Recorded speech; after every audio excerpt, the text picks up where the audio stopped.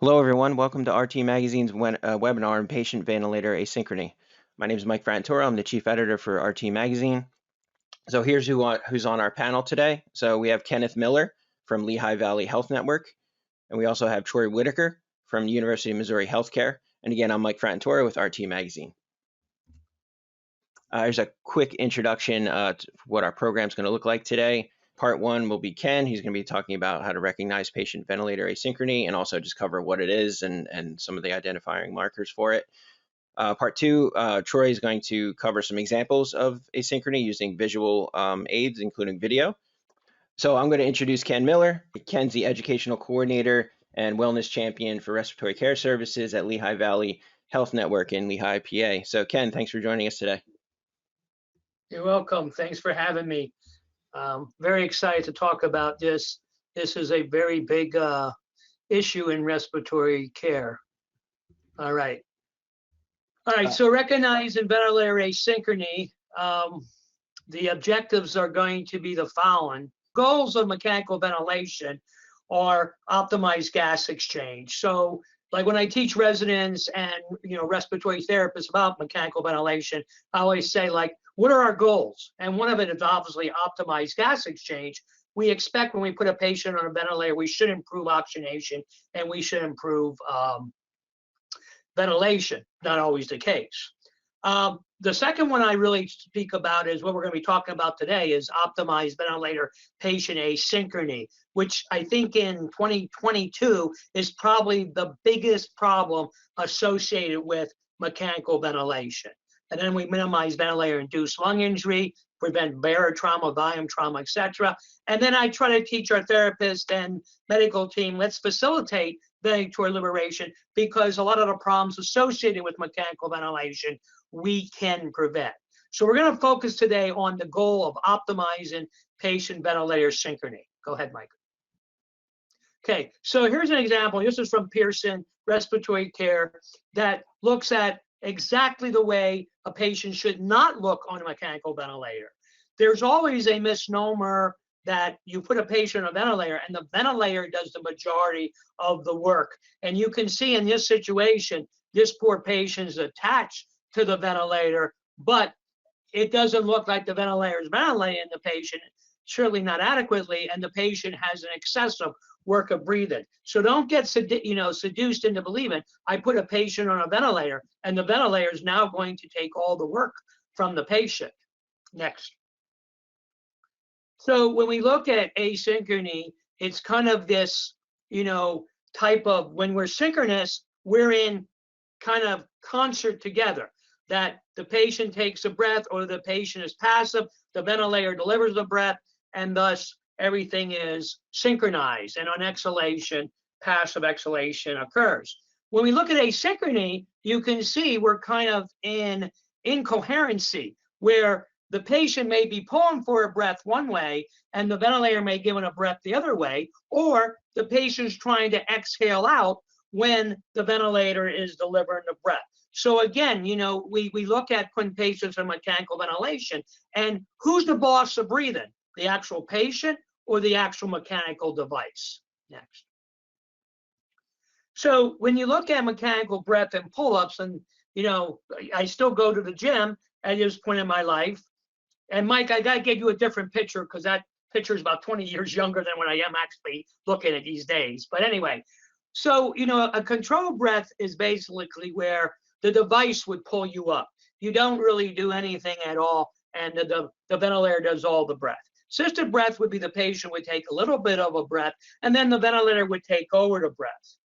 You look at a supported breath would be where the patient initiates the breath, and then the ventilator augments and assists that breath. So this would be like full ventilatory support, like CMV. This could be like SIMV, ASV, auto mode, and this could be like pressure support. Go ahead.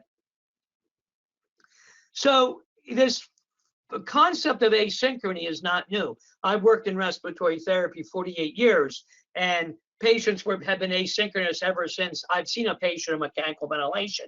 But it was very, very hard to recognize. So I have to give credit to J.J. Marini, who was the first to really look at patient work during inspiration. Neil McIntyre, who talked about the imposed work through ventilatory circuits and artificial airway. And Fernandez was the first to show that during a mechanical breath, okay, that during the pattern that you can actually see the respiratory muscles working, even though the ventilator is delivering a breath.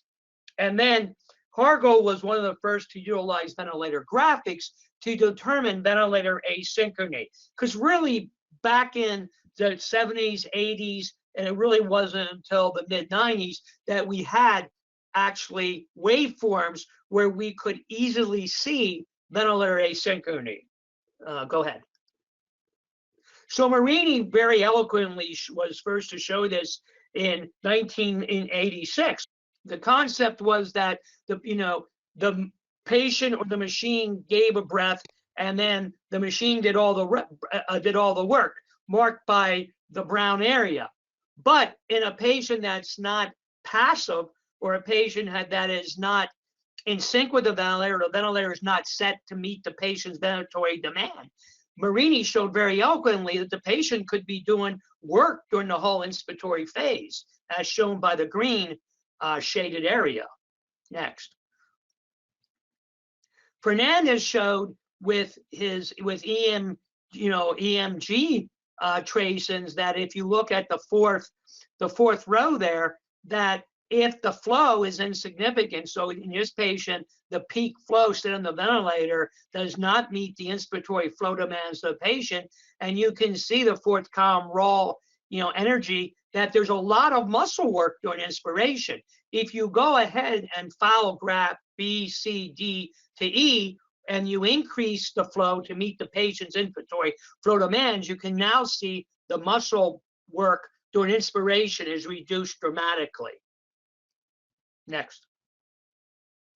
And again, using waveforms, this was one of the first articles in respiratory care looking at waveforms showing that during your pressure time curve, you see this scooping out of pressure. Instead of a linear increase in pressure, you have this scooping down showing that the flow is insignificant. So by using waveforms, it can really alert the clinician and the respiratory therapist at the bedside that the patient is asynchronous, even if you don't see it overtly by assessing the patient directly.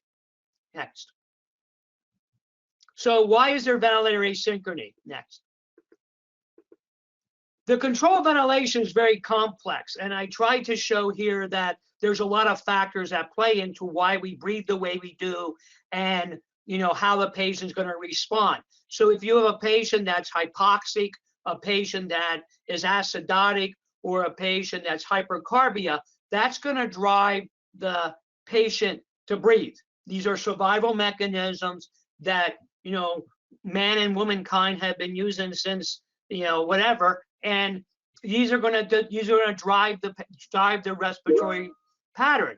So if you don't understand what's driving the respiratory pattern of the active patient breathing on mechanical ventilation, you're not going to be able to really kind of control ventilation via the ventilator. Next.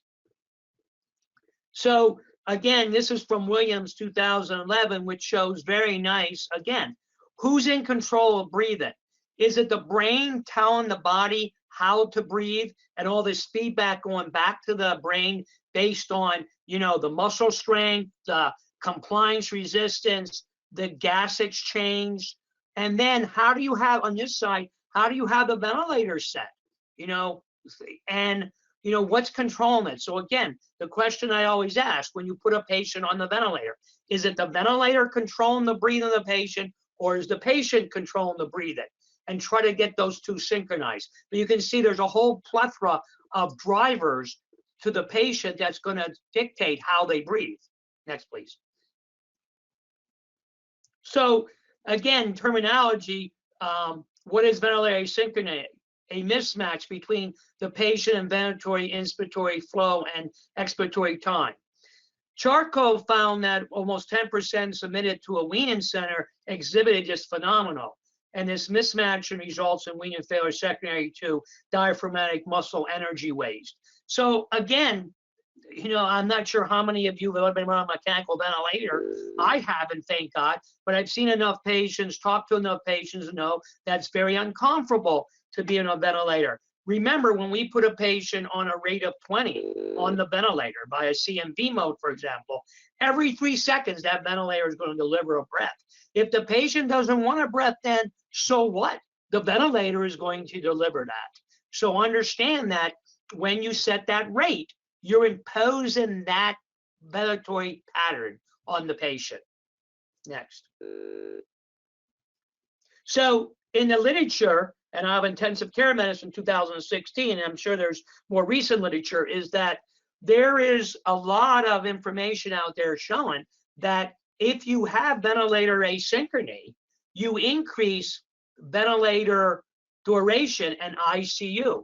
This shows that if less than 10% of the breaths are asynchronized, your ventilator is 7 days, length of stay is 7 days, where if you have the synchrony greater than 10%, you can have 18 extra days. And we know this in the ICU because we see this in real day practice, where patients that are asynchronous, hard to control on the ventilator, whatever the etiology may be, are very difficult to get off the ventilator.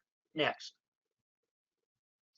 So you can have 3 main patterns of asynchrony, and Troy's going to show these more in detail.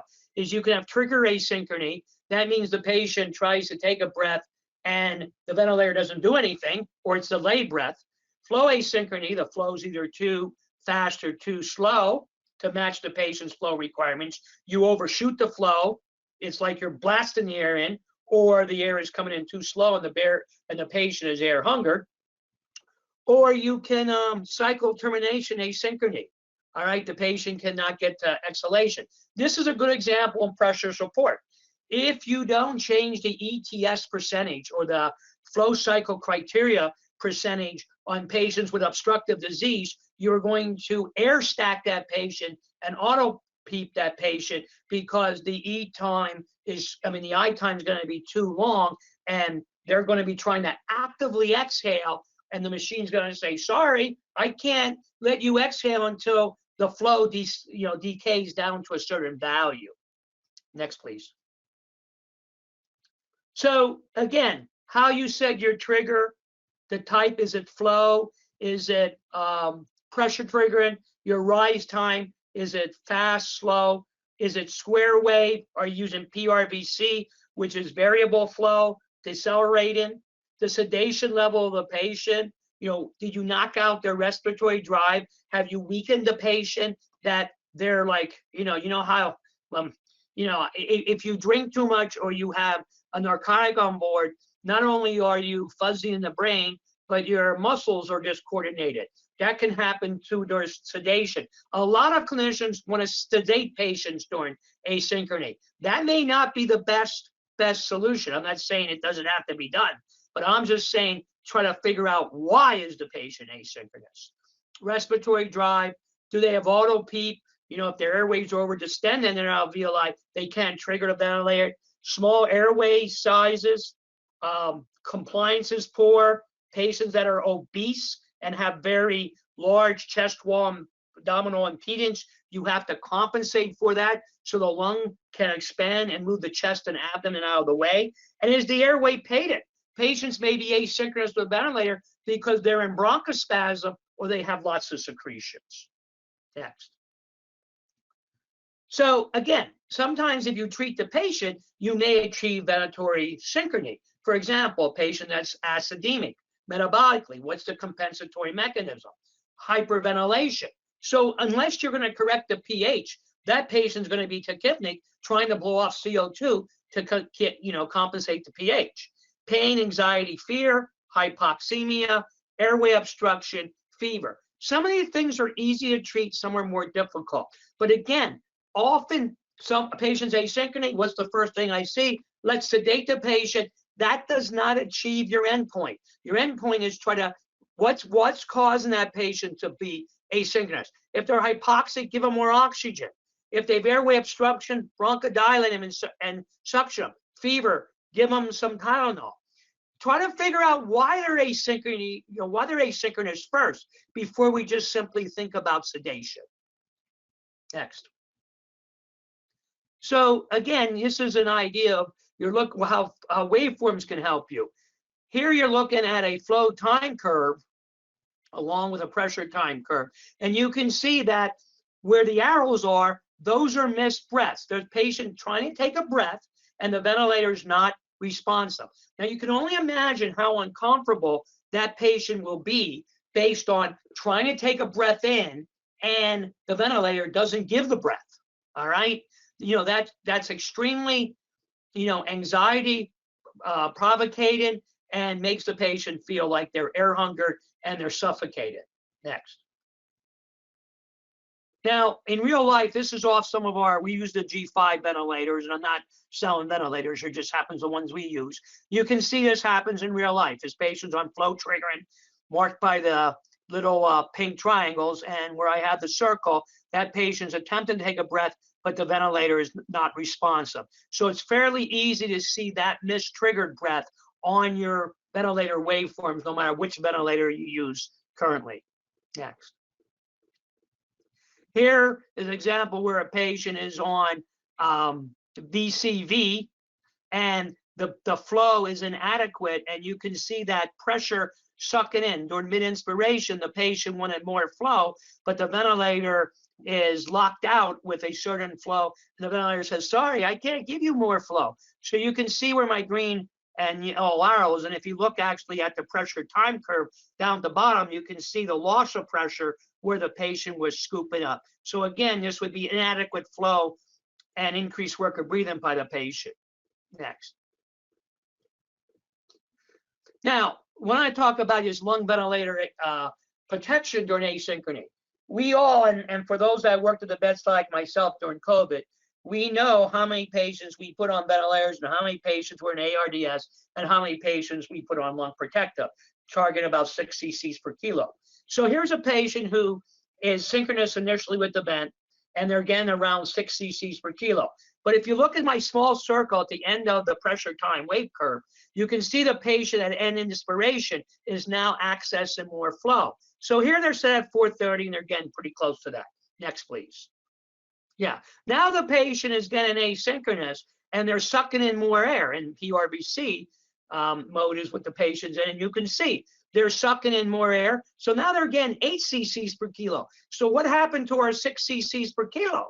Even though we have it set, the patient's receiving more. Now the ventilator interprets that as, whoa, I gave this patient too much. Now what does it do next breath? Next. Now it takes away support, saying, wow, I gave too much. Now the patient only receives 300 and they're only getting 3.7 cc's per kilo. So what does the patient do now? I'm not getting enough air. They suck it and start working hard. Next slide. Now notice this. Not only do they get more of a tidal volume, but my circle down in the monitoring section shows that their PO1's minus 5.3. So not only are they not getting a larger tidal volume they're getting, now they're starting to suck in and work hard because they're air hungered with the breath before. Next. Now their airway pressure is going up, and notice that just says 31, plus they're drawing in minus 15. So really, you add these two together, it's 46. So this is anything but lung protective ventilation now, even though we have a setting of lung protective ventilation. The patient's asynchronous, and now they're totally not lung protected. Next. And the ventilator adjusts. Now the tidal volume is 197. So now the patient's even air hungered. You can't judge your compliance and resistance. Those numbers aren't accurate. So you can see, again, the patient is on lung protection. The provider's thinking that patient's getting 6 cc's per kilo. But because the patient's asynchronous and air hungered, the patient is, again, anything but that. They're either underventilated or overventilated. Next. And again, at this point now, that compliance says 5 because the ventilator's having trouble figuring out because of the inconsistent exhale tidal volumes. And now the PO1's minus 20, so your pleural pressure change is 50. So again, I'm the provider. I'm at the, thinking my patient's on lung protective ventilation. Forget it. Set lung protective but not really achieving it. Next. And, we tried to address this with the providers by putting an asynchrony documentation. So when we do our ventilator assessments, we can document asynchrony so the providers can see it. Because again, you've got to be careful with Epic. Whatever you validate is what they transfer over. And again, some of the information can be very inaccurate. So we often we'll put yes, yes, yes, if that's the case. Respiratory rate greater than set 7. So if they're on a rate of 20 and they're breathing 30 times a minute, we would say yes. Paradoxal breathing by assessing the patient, and then you see evidence of inspiratory pressure drop. If those are evident, then we would put yes there. Go ahead.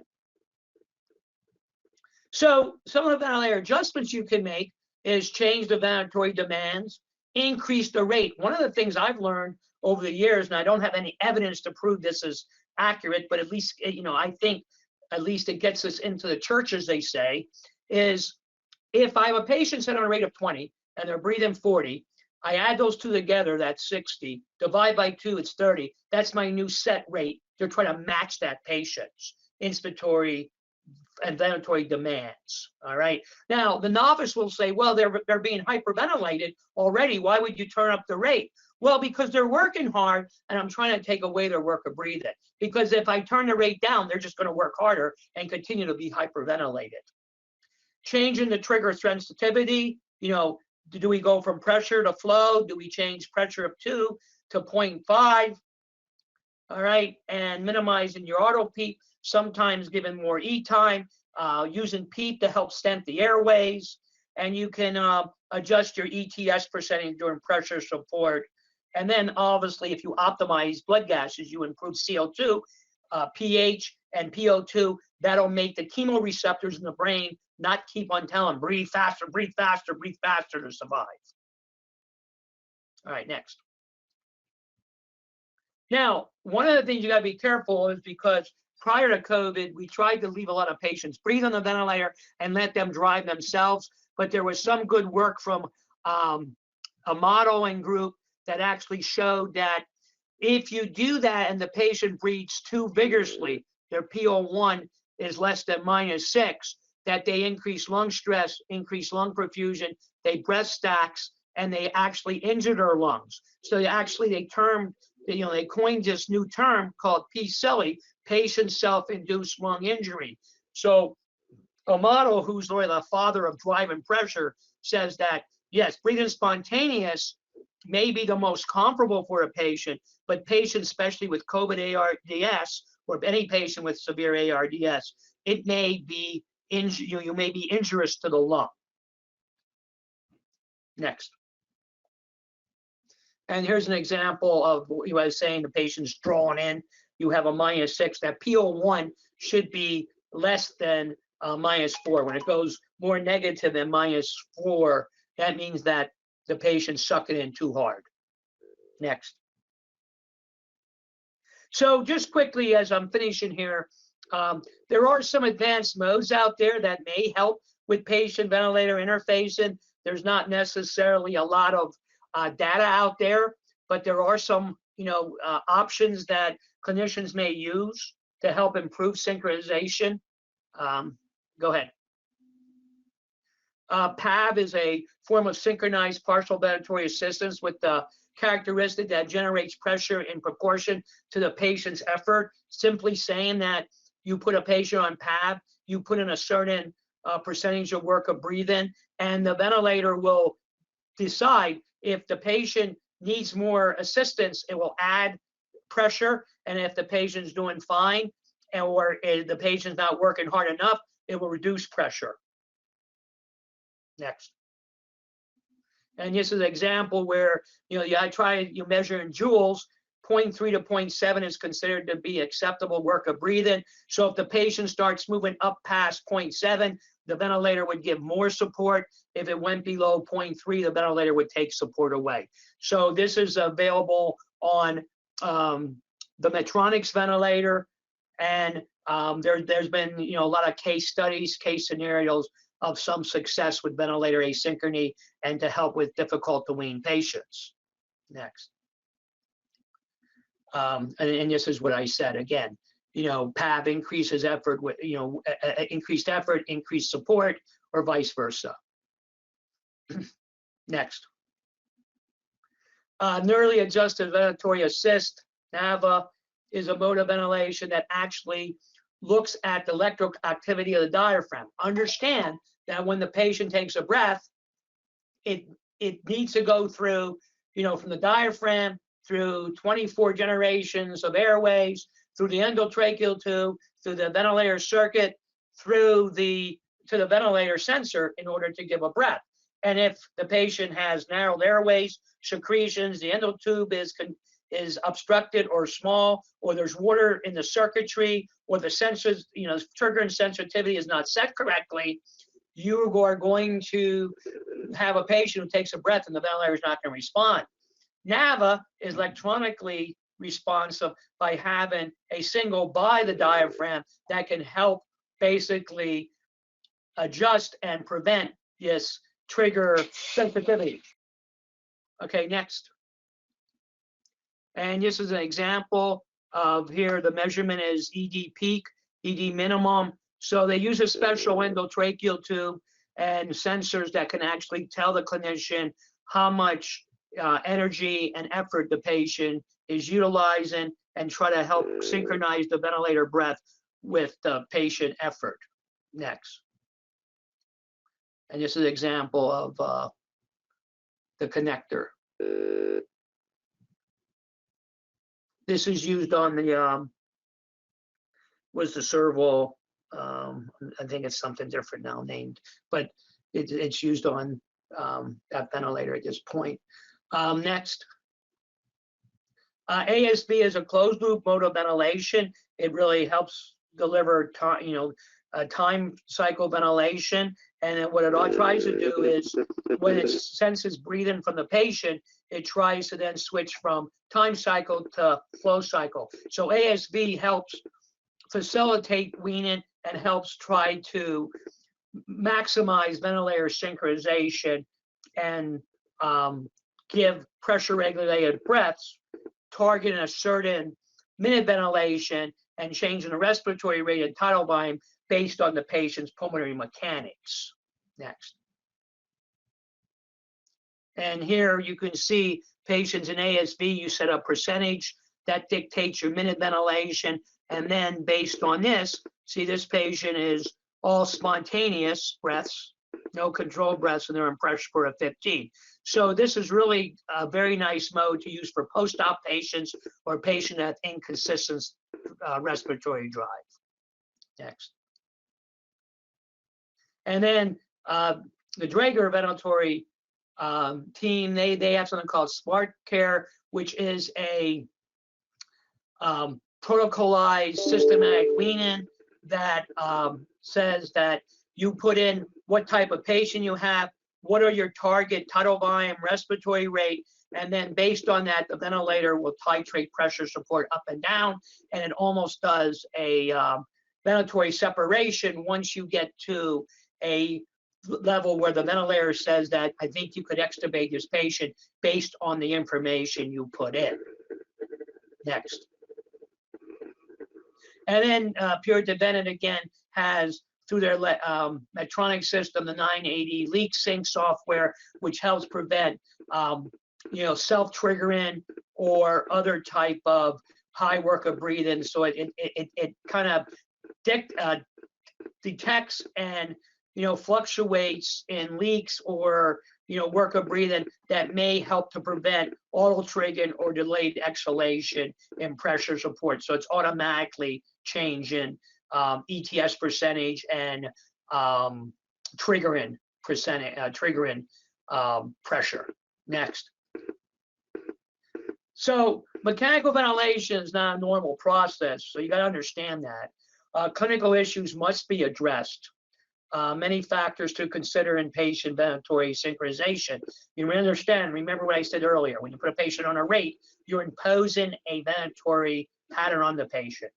Newer modes of ventilation, waveforms, all the different technology may improve better patient ventilator interfacing. But again, this ventilator asynchrony really increases mortality and morbidity, and it can't be taken lightly. In the last decade, we were all focused and continue to be focused on ventilator-induced lung injury.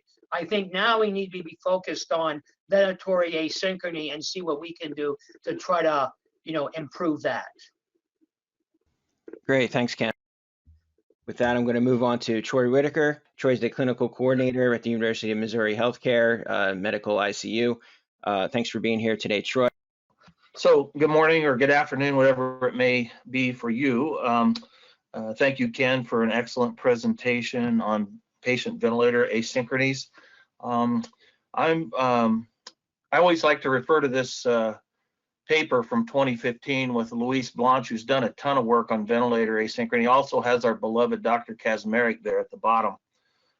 It's an often referenced paper. It's prospective, non-interventional, observational study of 50 patients admitted to an intensive care unit where their mechanical ventilation time was monitored with external software called Better Care that detected asynchronies. It detected different ventilatory modes and ineffective triggers, double triggering, short and prolonged cycling. And if you go ahead and advance the screen, they looked at length of mechanical ventilator days, reintubation rates, tracheostomy rates, ICU and hospital mortality rates. And if you go ahead and hit the advance button again, I'll focus just on the last two. You can see there is a considerable difference between ICU and hospital mortality between patients that had an asynchrony index less than 10% versus patients that had an asynchrony index greater than 10%. Quite a dramatic difference. Not only Luis Blanch and others like the editor of the RC Journal, Rich Branson, Dr. Tobin as early as 2000, Brochard's group up in Toronto, all have made major contributions to our knowledge of patient ventilator asynchronies. At the end, I'll have a reference paper. If you want to take a screenshot, there's some great papers there for more reading. This is a short webinar today. But remember, correlation does not imply causation. So just because these patients had more asynchronies, could they have just been sicker? I mean, we could just stop right here and say, why bother? But like Ken so excellently presented, clinicians spend an enormous amount of time at the bedside trying to resolve patient ventilator asynchronies. We know that paralytics and sometimes heavy sedation alone will fix most patient ventilator asynchronies. And certainly there's times when we may choose that option. During COVID, maybe when we were proning and paralyzing patients, patients with large BP fistulas and other scenarios. But I think we all know the emphasis is for lighter sedation with sedation vacations, daily spontaneous breathing trials, and the push for the earliest, safest liberation from mechanical ventilation. And for that reason, being able to detect and resolve basic patient ventilator asynchronies that may help alleviate patient discomfort, I think should be a priority. For the next few minutes, there's so many different asynchronies, I'd never be able to cover them all adequately. So I want to primarily focus on ones that really catch our attention. And the ones that really, I believe, catch our attention are ventilator asynchronies that cause breath stacking. If you want to go ahead and advance the slide. Breath stacking is any insufflation that continues beyond the ventilatory inspiratory time that produces a second or third breath without a full expiration. Now, before we go any further,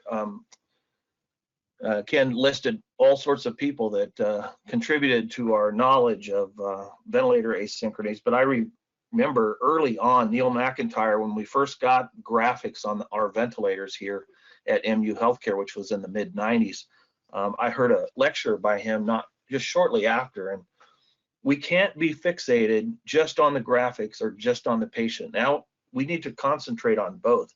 To detect and resolve asynchrony, it really takes careful observation of both the ventilator scalars and the patient to properly assess this.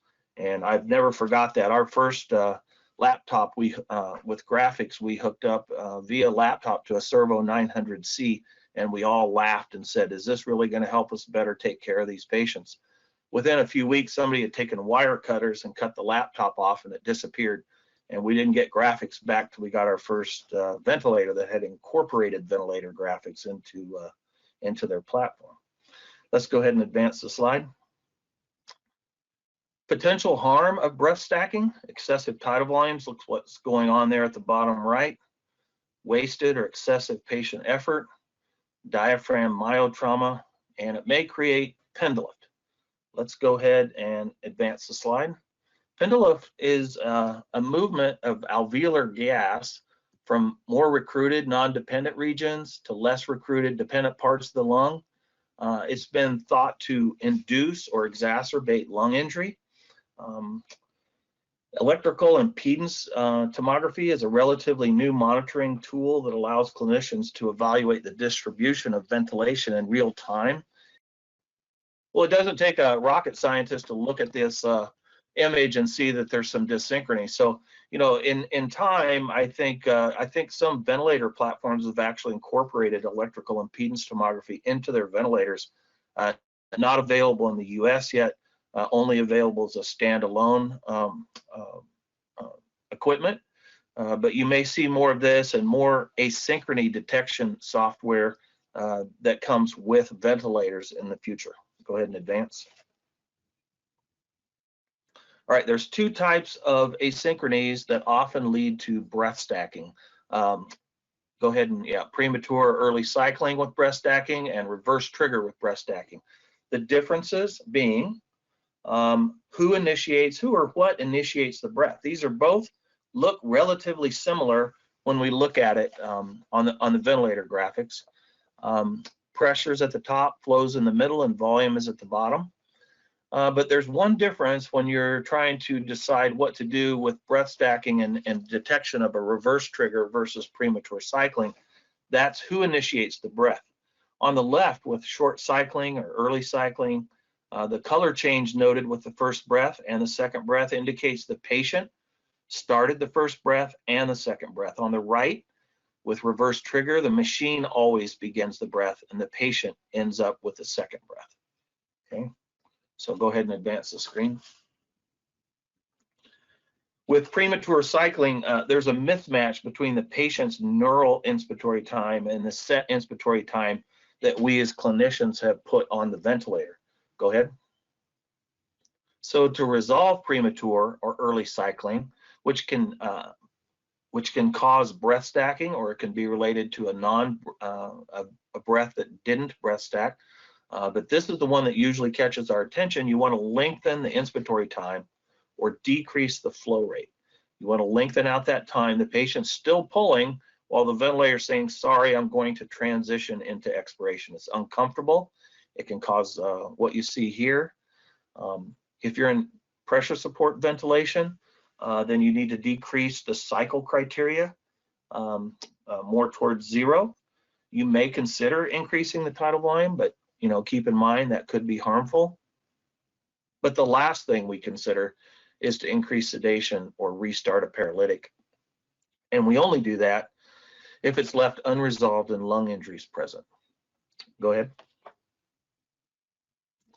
All right, the other one that's relatively new coined term, or reverse trigger, I think it's generally credited to a paper by Akumiyanaki in 2013.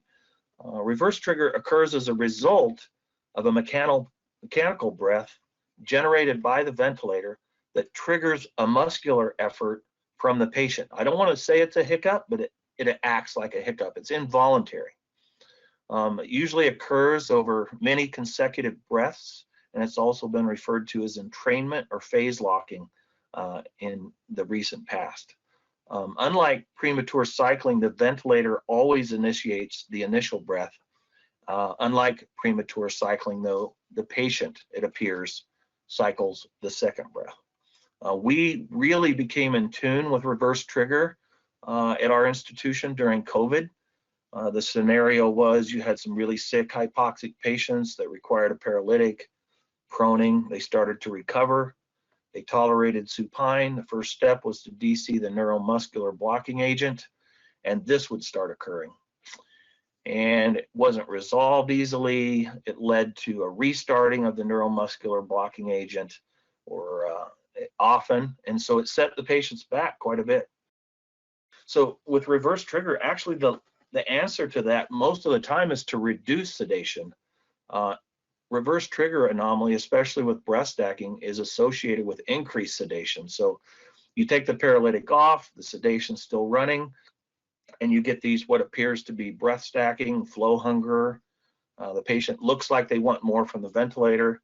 So the answer is really to decrease the set rate, let the patient start engaging and initiating their breathing. Even consider changing to a spontaneous mode should resolve this. Only consider restarting the paralytic if it's early severe ARDS. And let's see if the videos work. Let's go to the next. The expiratory hold is your friend, okay? So here's a patient that's got all sorts of asynchrony. I believe this patient's on pressure support. They're initiating all their own breathing. So you would consider this to be premature cycling. We do an expiratory hold here. And if you watch the pressure scaler, you see that negative deflection there. And if you watched on the right where the PEEP readout was, you'd see it went to -4. This is certainly not reverse trigger. This is a patient wanting more flow, more volume. And so the resolution to this would be to either increase the pressure support or to decrease the cycle criteria. Let's go to the next. Here's a situation where you have, let's stop for a sec. So we have some breath stacking. We're doing low tidal volume ventilation. This is a post-COVID off paralytics. Go ahead and hit the play. And this is the kind of patient that they may have reconsidered restarting the paralytic if this left unresolved. But we did a expiratory hold here. And if you watch what happens when we perform the expiratory hold, there's no negative deflection on the top scaler. It goes all the way across, clear to the next until we release the expiratory hold, and it immediately starts again when we release. This is not the patient wanting more flow or volume. This is an involuntary reaction from a mechanical breath, and the answer would be to decrease that rate from 32 and start letting the patient initiate their breathing on their own. Yeah, and I just want to let you know that you can have reverse trigger without breath stacking. On the right, you see a case of flow dyssynchrony. The patient initiates the breath with a little yellow caret underneath. If you look on the left, you still see that M-shaped at the top scaler. It looks like the patient is maybe flow dysynchronous or flow hungry, but you see that the patient is not initiating any breathing. So now advance. And so this will be our last video. You can see on the screen here, it looks like there's some M-shaped like flow dyssynchrony. You may think the patient's wanting more flow or volume or dysynchronous. So we perform the expiratory hold here in a moment.